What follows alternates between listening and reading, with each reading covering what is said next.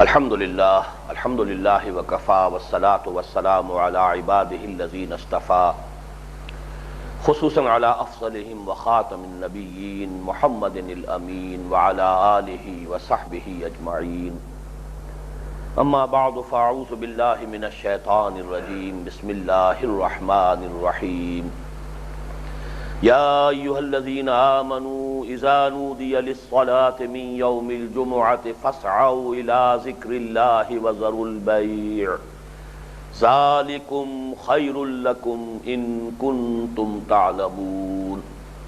فإذا قضيت الصلاة فانتشروا في الأرض وابتغوا من فضل الله واذكروا الله كثيرا لعلكم تفلحون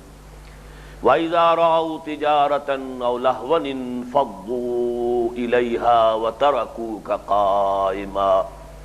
قل ما عند الله خير من اللهو ومن التجارة والله خير الرازقين صدق الله العظيم رب اشرح لي صدري ويسر لي أمري واحلل عقدة من لساني يفقهوا قولي اللهم ربنا ألهمنا رشدنا واعذنا من شرور أنفسنا اللهم أرنا الحق حقا وارزقنا اتباعه وأرنا الباطل باطلا وارزقنا اجتنابه اللهم ربنا أعنا على ذكرك وشكرك وحسن عبادتك آمين يا رب العالمين۔ گزشتہ نشست میں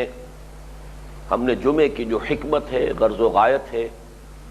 اس پر بھی اپنی بحث اور گفتگو مکمل کر لی تھی۔ پھر جمعے کی فرضیت کن کن لوگوں پر ہے، اس فرضیت کی شدت کس درجے میں ہے، پھر یہ کہ اس سے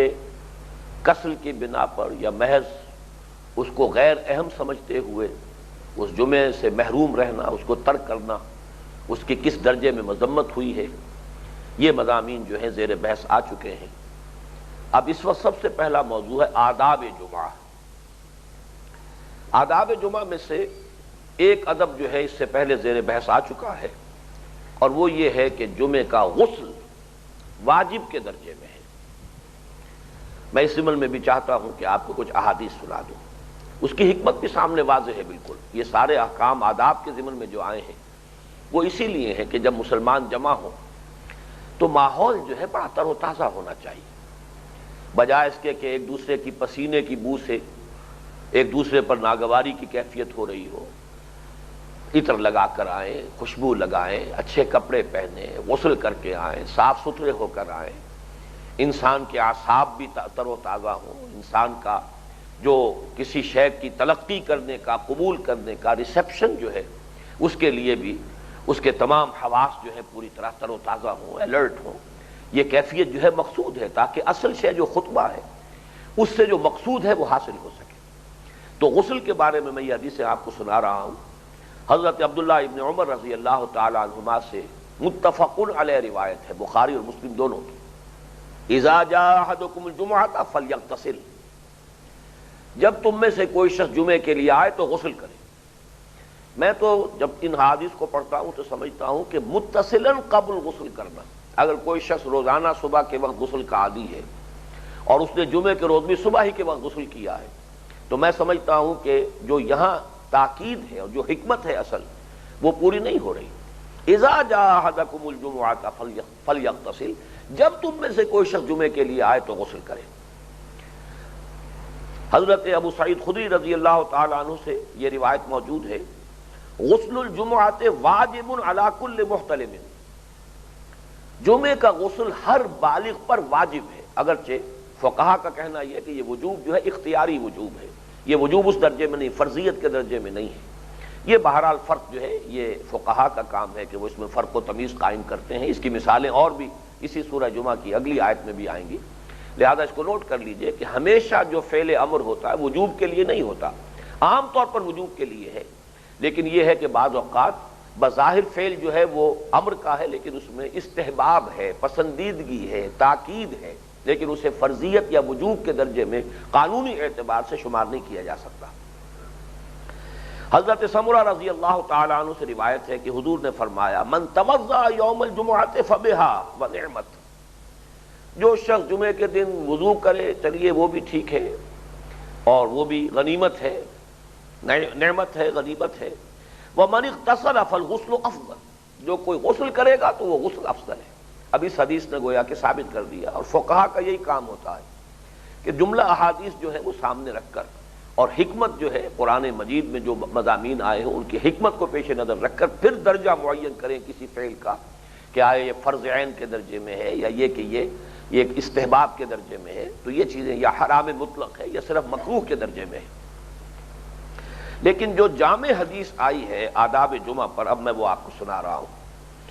عن سلمان رضی اللہ تعالی عنہ، حضرت سلمان فارسی اس کے راوی ہیں، رواہ البخاری، اور اس روایت کو امام بخاری نے اپنی صحیح میں شامل کیا ہے، روایت کیا ہے۔ قال قال رسول اللہ صلی اللہ علیہ وسلم، وہ فرماتے ہیں کہ حضور نے ارشاد فرمایا، لا یغتسل رجل یوم الجمعۃ ویتطہر ما استطاع من طہر ویدہن من دہنہ او یمس من طیب بیتہ ثم یخرج فلا یفرق بین اثنین ثم یصلی ما کتب له ثم ينصت اذا تکلم الامام الا غفر له ما بینہ وبین الجمعۃ الاخرى، رواہ البخاری۔ یہ آداب پر بہت جامع حدیث ہے کہ جمعے کے آداب کیا ہیں۔ حضور نے فرمایا تم میں سے جو شخص یہ شرائط اور آداب ملحوظ رکھے اور پورے کر دے تو اس کے لیے اللہ تعالیٰ کا پختہ وعدہ ہے کہ اس جمعے اور اس سے پہلے یا اس کے بعد والے جمعے،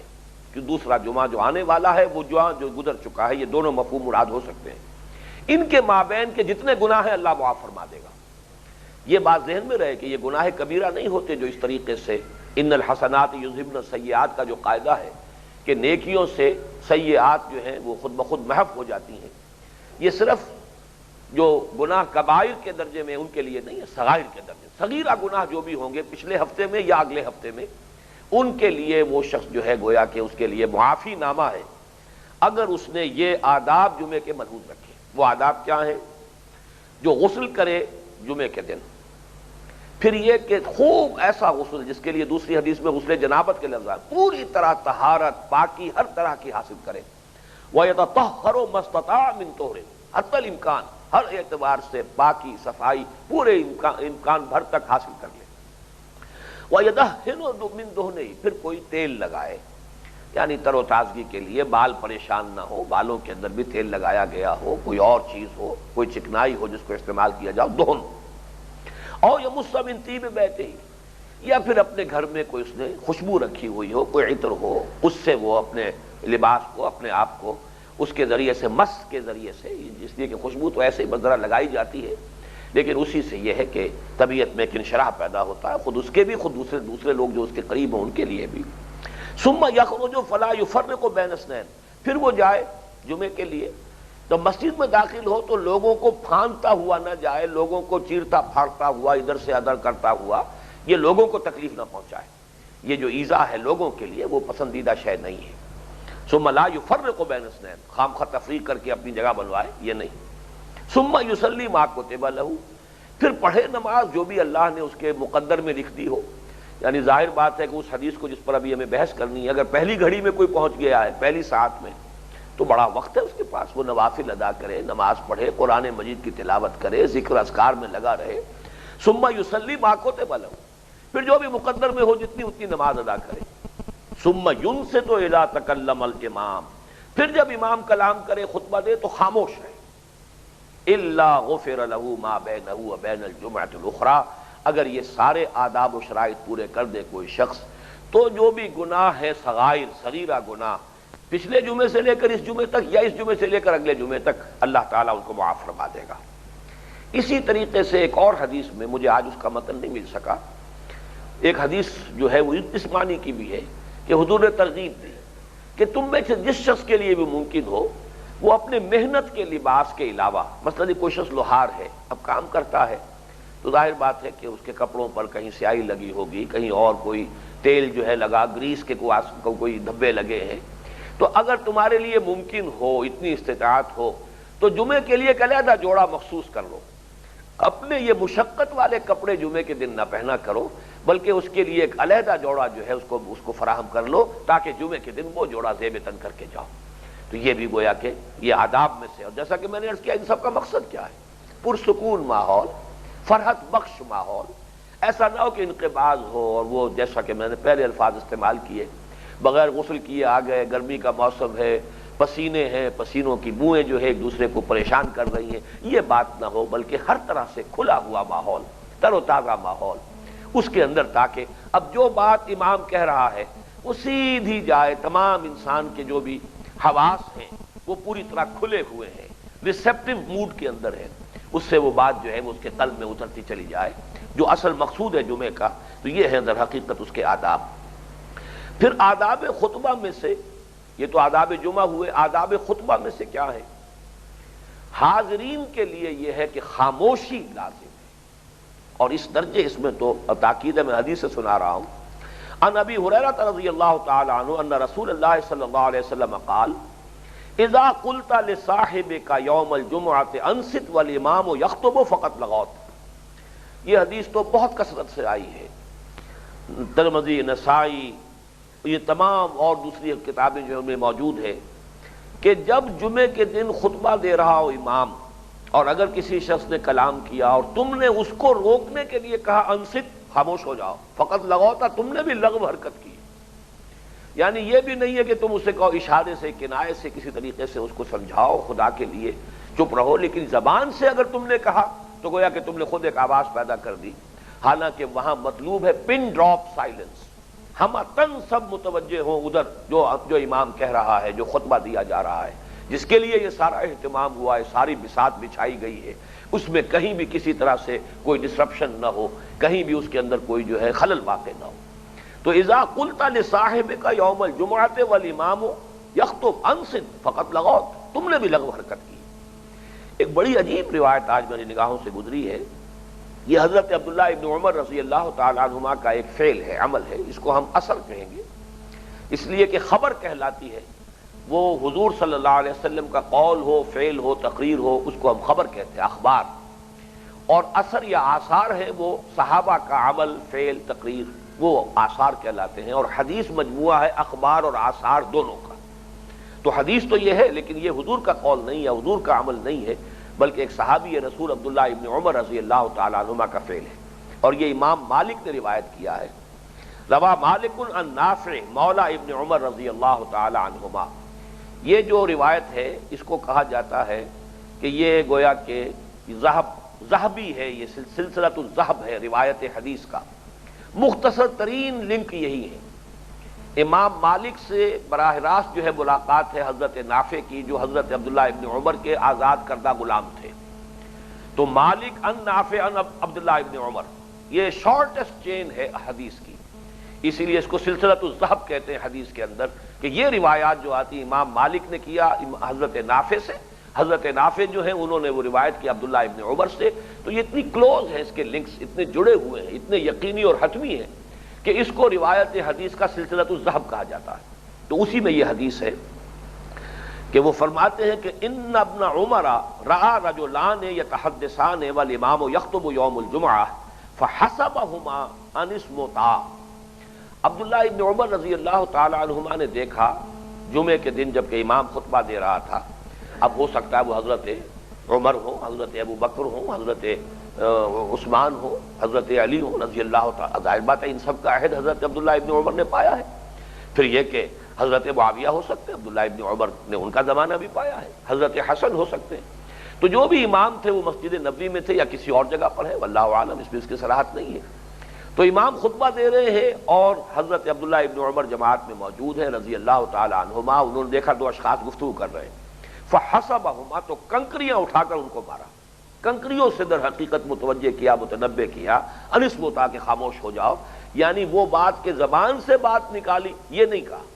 اس لیے کہ اس سے تو پھر وہ فقط لغوت والی بات ہو جاتی ہے کہ اگر تم نے اپنے کسی ساتھی سے کہا کہ خاموش ہو جاؤ فقط لغوت، تو تم نے بھی لغو حرکت کی ہے۔ تو اس کا بدل جو حضرت عبداللہ ابن عمر رضی اللہ تعالیٰ عنہ نے اختیار کیا وہ یہ کہ کنکر مارا، اس سے کہ آدمی متنبہ ہو گیا ہوگا کہ یہ مجھے تنبیہ کرنا مقصود ہے کہ میں اس وقت گفتگو کر رہا تھا۔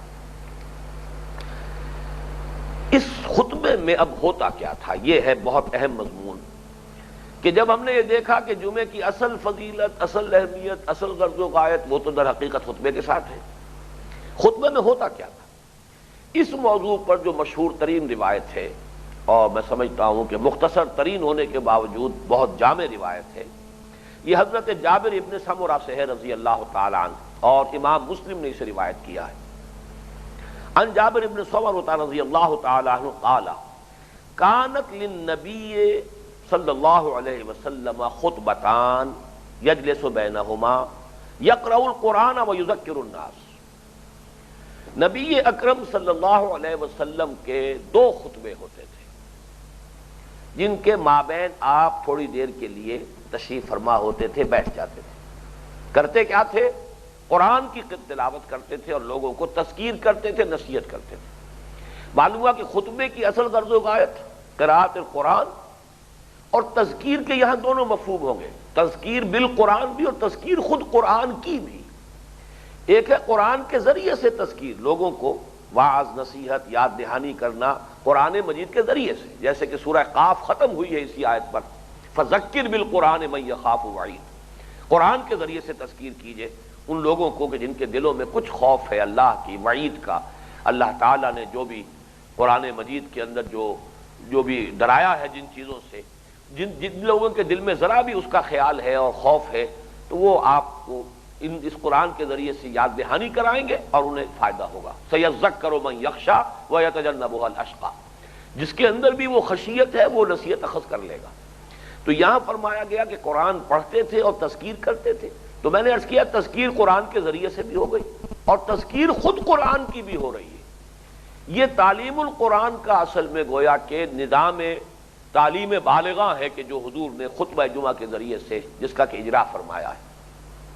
چنانچہ ایک روایت میں نے پڑھی ہے، ایک صحابی فرماتے ہیں کہ میں نے سورہ قاف حضور سے جمعوں میں یاد کی ہے، اس لیے کہ آپ جمعے میں اکثر خطبے میں سورہ قاف پڑھتے تھے۔ اب ذرا آپ اندازہ کیجئے سورہ قاف 3 رکوعوں پر مشتمل ہے، اس پوری سورت کی قرأت جو ہے اس میں خاصا وقت لگے گا، لیکن حضور پڑھتے تھے اور پورے خطبے کے اندر سورہ قاف پڑھی جا رہی۔ اب فرق جو اصل میں واقع ہو گیا ہے ہمارے اور ان کے حالات میں، ان کی زبان مادری تھی عربی، وہ تو حضور صلی اللہ علیہ وسلم کی زبان مبارک سے سورہ قاف ادا ہو رہی ہے، ایک تو اللہ کا کلام ہے اور پھر وہ کلام ادا ہو رہا ہے لسان نبوی سے صلی اللہ علیہ وسلم۔ کوئی کیا گہرائی ہوگی اس کی ادائیگی کے اندر، کس درجے اس میں حضور صلی اللہ علیہ وسلم کی اپنی شخصیت کے اثرات شامل ہو کر گویا کہ وہ تو دو آتشہ معاملہ ہو گیا۔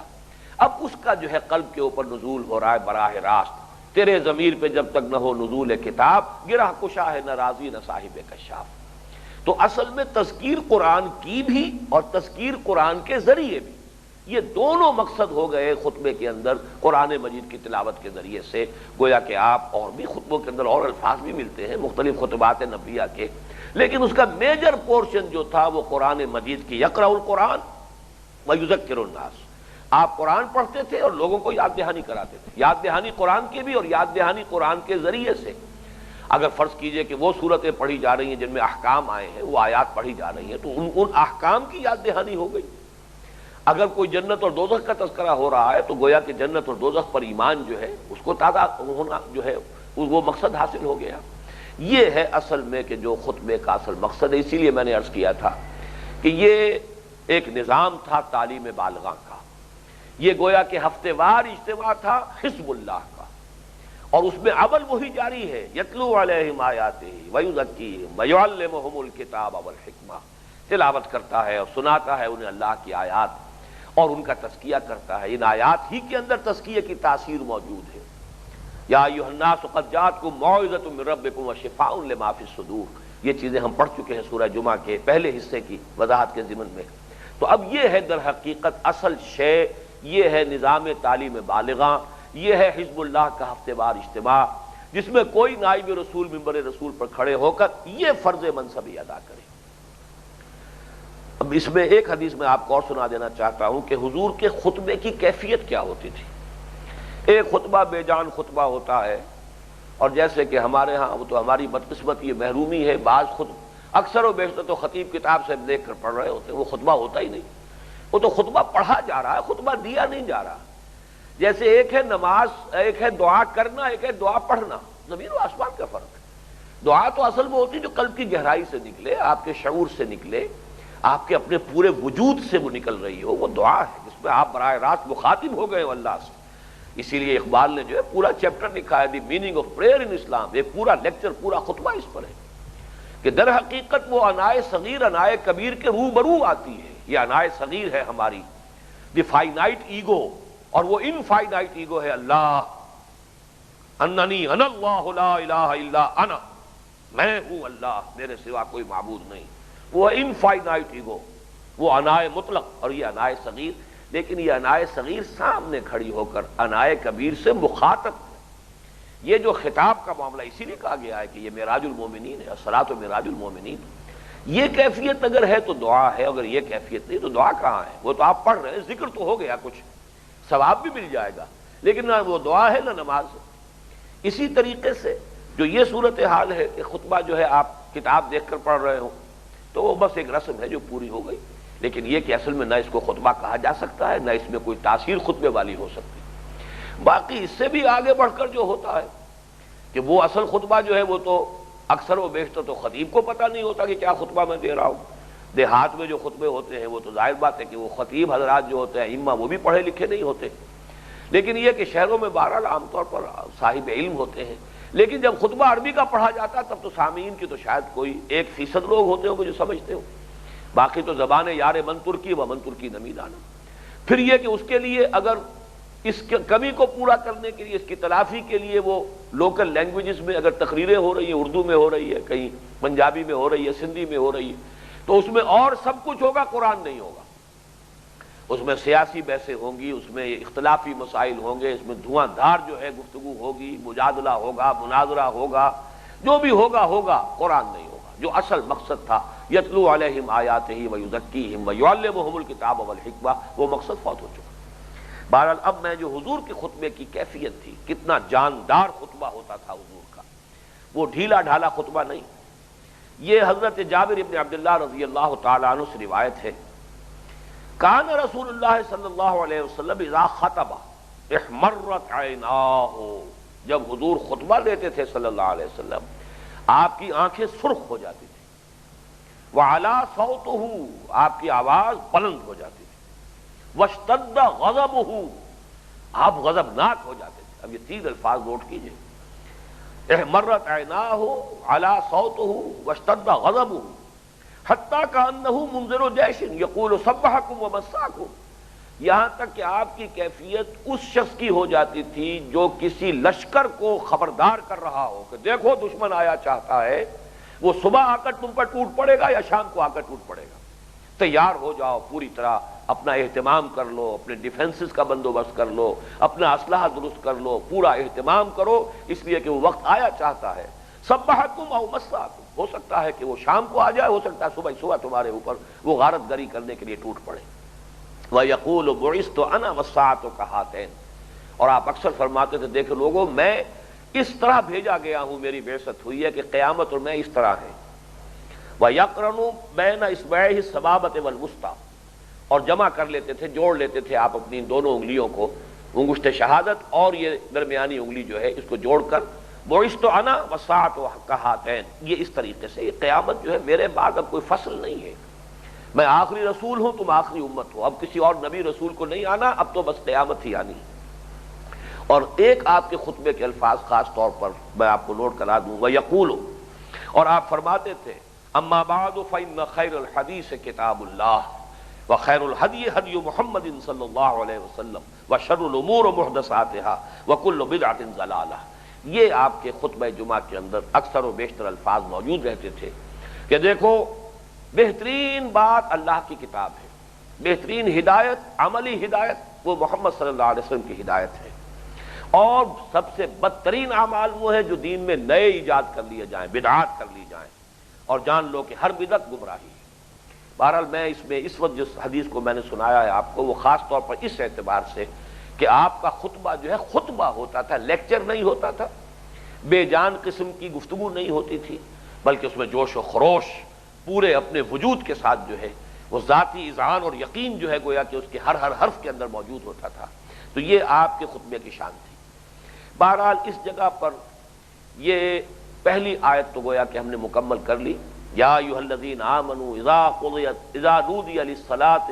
من یوم الجمعۃ فاسعوا الی ذکر اللہ وذروا البیع ذالکم خیر لکم ان کنتم تعلمون۔ اب آئیے دوسری آیت پر، فَإِذَا قُضِيَتِ الصَّلَاةُ فَانتَشِرُوا فِي الْأَرْضِ وَابْتَغُوا مِن فَضْلِ اللَّهِ، جب نماز ادا ہو چکے، فَانتَشِرُوا،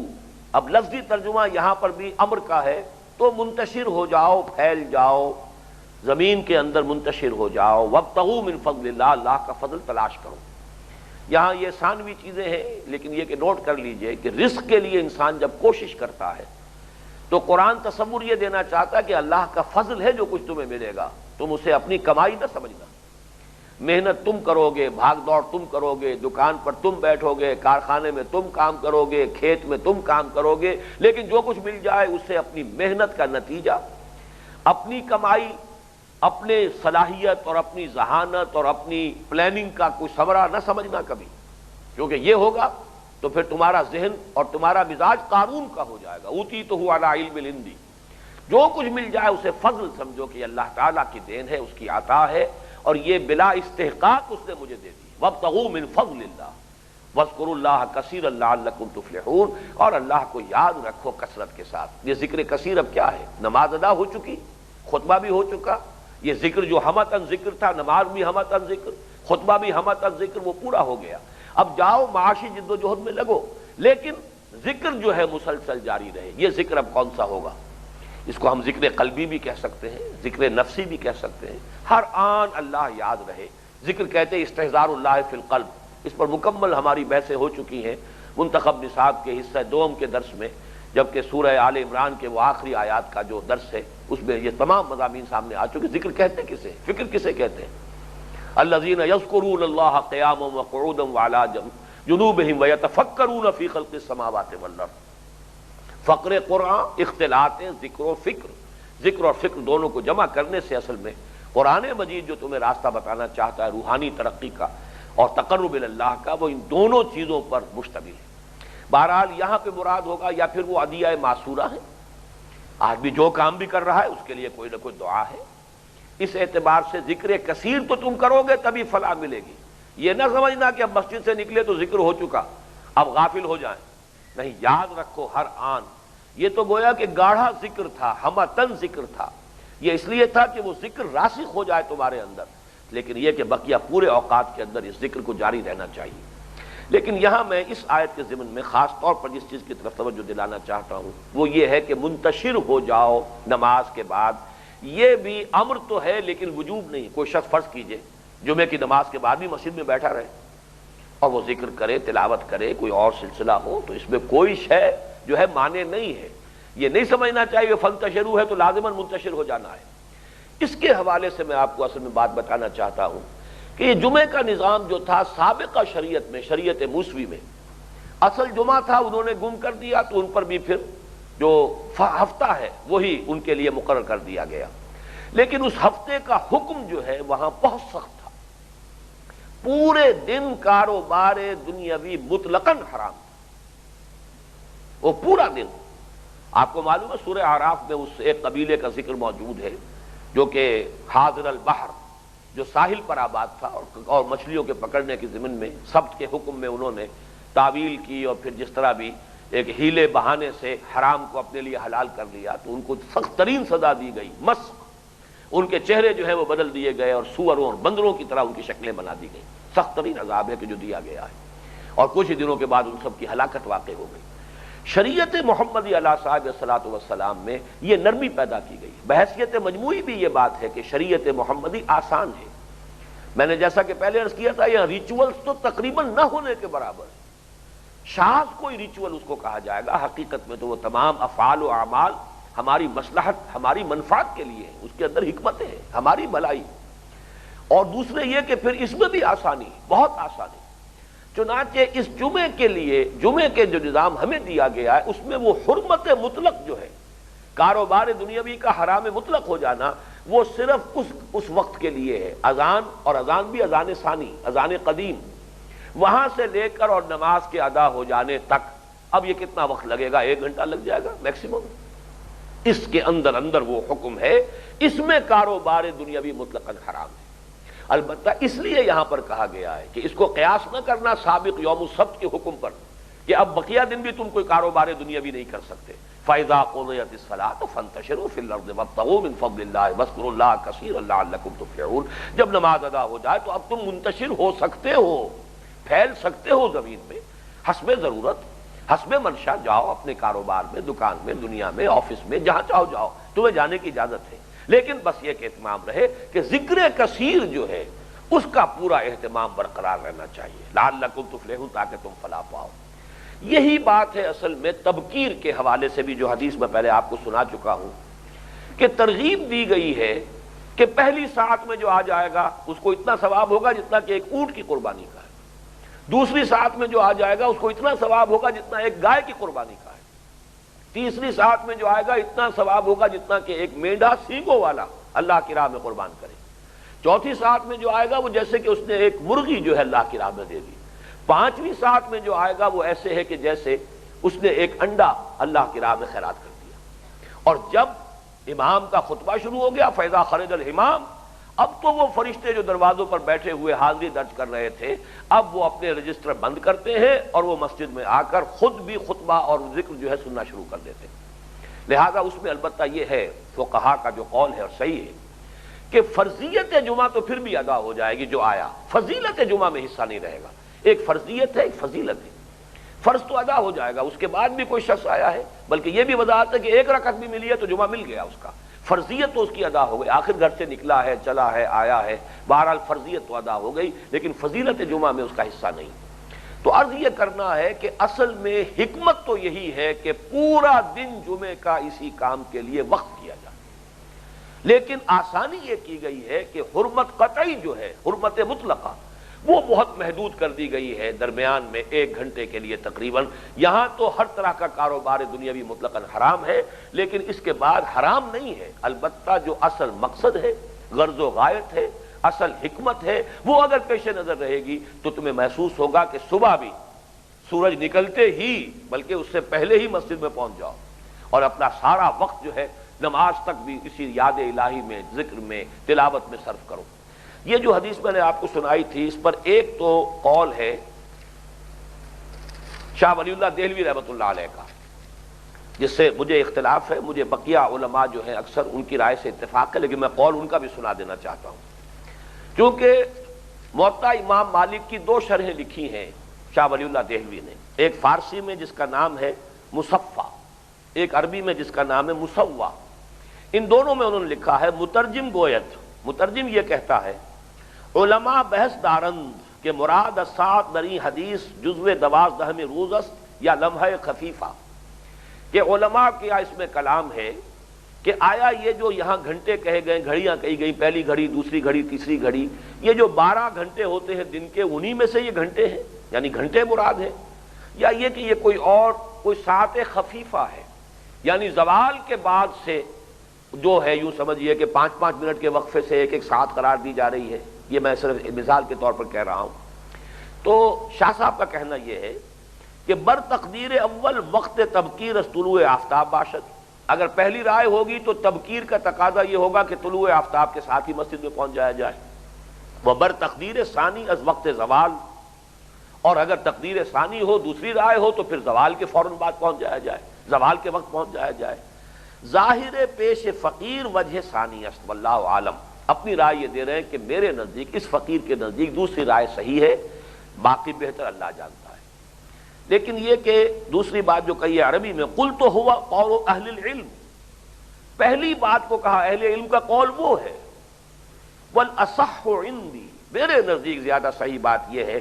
ان هذه الساعات ساعات لطیفۃ بعد الزوال، کہ یہ جو گھڑیاں گنائی گئی ہیں، پہلی گھڑی، دوسری گھڑی، یہ کوئی مختصر اور لطیف گھڑیاں ہیں زوال کے بعد. للساعۃ التي تدور علیہا، یہ وہ گھنٹہ نہیں ہے کہ جس پر کہ تدور علیہا حساب اللیل یدور علیہا حساب اللیل والنہار، جس پر کہ رات اور دن کا جو حساب قائم ہے، یہ وہ نہیں ہے. لیکن جیسا کہ میں نے عرض کیا تھا، شاہ صاحب کی بہت ہی شاذ کوئی بات ایسی ہے کہ جس سے مجھے اختلاف ہے، لیکن یہ معاملہ بھی وہ اختلافی ہے. میں جو اکثر علماء کی رائے ہے اسی کو صحیح سمجھتا ہوں،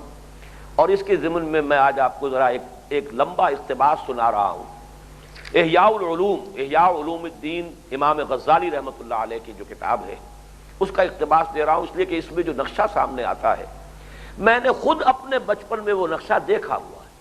یعنی آپ یوں سمجھیے کہ 1940 کے لگ بھگ بھی اگر دنیا میں وہ نقشہ موجود تھا اور ہمارا ملک ہندوستان اس میں اور انگریزی دور میں، تو پھر یہ ہے کہ واقعتاً بات پھر وہی صحیح ہے، ہماری روایات کے مطابق وہی نقشہ ہے جو سامنے آتا ہے. وہ حدیث پہلے تو اس میں روایت کی ہے امام غزالی نے بھی، قال رسول اللہ صلی اللہ علیہ وسلم من راح الى الجمعة في الساعة الاولى فكانما قرب بدنة ومن راح في الساعة الثانية فكانما قرب بقرة ومن راح في الساعة الثالثة فكانما قرب كبشا اقرنا ومن راح في الساعة الرابعة فكانما اهدى دجاجة ومن راح في الساعة الخامسة فكانما اهدى بيضة. یہاں تک تو میں اب ترجمہ نہیں کر رہا، متعدد مرتبہ میں بیان کر چکا ہوں. اب وہ فرماتے ہیں فَإِذَا خَرَجَ الْإِمَامُ، یہ بھی حدیث ہی ہے جس کو کوٹ کر رہے ہیں امام غزالی، جب امام نکلتا ہے خطبے کے لیے تو طویت الصحف، تو رجسٹر بند کر دیے جاتے ہیں، طے کر دیے جاتے ہیں، وَرَفِعَتِ الْأَقْلَامُ، قلم اب اٹھا لیے جاتے ہیں، اب حاضری کا اندراج نہیں ہوگا، وَاجْتَمَعَتِ الْمَلَائِكَةُ عِندَ الْمِنبَرِ، یہ الفاظ میں نے پہلے بھی دہرائے تھے اگرچہ اس روایت میں موجود نہیں تھے، اس روایت میں ہے، اور جمع ہو جاتے ہیں فرشتے بھی منبر کے پاس، یستمعون الذکر، اب وہ ذکر سنتے ہیں. فرمایا فمن جاء بعد ذلك فانما جاء لحق الصلاة ليس له من الفضل شيء، جو اس کے بعد آئے گا اس کا تو صرف نفس نماز، نفس فرضیت تو ادا ہو جائے گی، فضیلت میں اس کا کوئی حصہ نہیں. یہ حدیث ہے کہ جس کو امام غزالی نے کوٹ کیا ہے. اب وہ فرماتے ہیں وساعۃ الاولی قبل طلوع الشمس، عند طلوع الشمس، پہلی گھڑی ہوگی سورج کے طلوع ہونے کے ساتھ، والثانیۃ الی ارتفاعها، اور دوسرا گھنٹہ ہوگا جب سورج ذرا کچھ اونچا ہو جائے، والثالثۃ، اور تیسری ساعت ہوگی الی انبساطها حین ترمد الاقدام، جبکہ دھوپ خوب پھیل جاتی ہے اور قدم اس کی گرمی کو، پیر جو ہے انسان کے چلتے ہوئے گرمی کو محسوس کرنے لگے. والرابعۃ والخامسۃ بعد الضحى الاعلی الی الزوال، اور چوتھی اور پانچویں گھڑیاں جو ہے یہ پھر ضحیٰ جو ہے نماز چاشت کے بعد سے لے کر زوال تک ہے، الی الزوال، زوال تک. وفضلهما قلیل، ان دونوں میں جو آئے گا، ابھی یہ زوال سے پہلے آنے والوں کا تذکرہ ہو رہا ہے، 1 گھنٹے پہلے، 2 گھنٹے پہلے، زوال سے پہلے اگر آ جائے گا تو اس کا فضل جو ہے بہت ہی قلیل ہے. وقال صلی اللہ علیہ وسلم، اور حضور صلی اللہ علیہ وسلم نے فرمایا ہے ثلاث لو یعلم الناس ما فیہن لرکضوا رکض الابل فی طلبہن،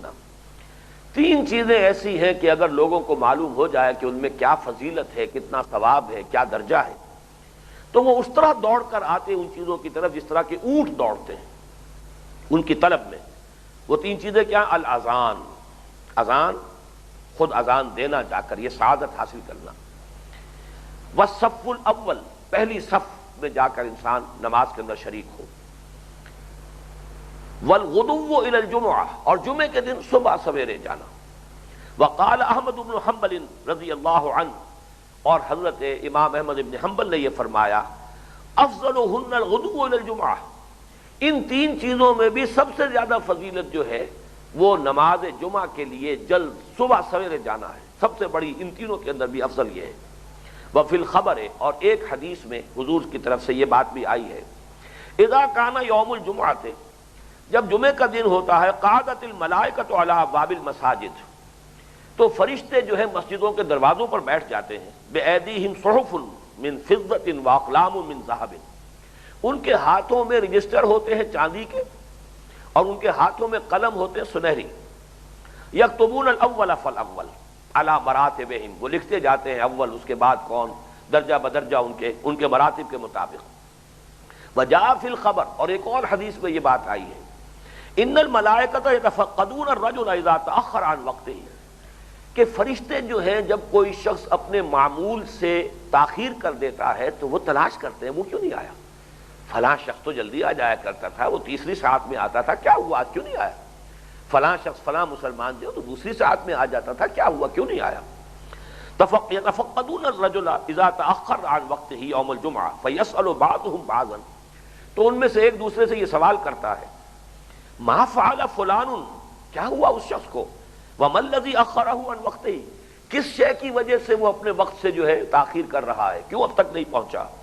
فیقولون، اب پھر وہ دعا کرتے ہیں، اللہم ان کان اخرہ فقر فاغنہ، اے اللہ اگر اسے کسی فقر اور تنگ دستی نے تاخیر پر مجبور کر دیا ہے تو اللہ اسے غنا عطا فرما، وان کان اخرہ مرض فاشفہ، اور اے اللہ اگر اسے کسی بیماری اور جو بھی تکلیف ہے اس کی وجہ سے وہ تاخیر ہو رہی تو اسے شفا عطا کر، وان کان اخرہ شغل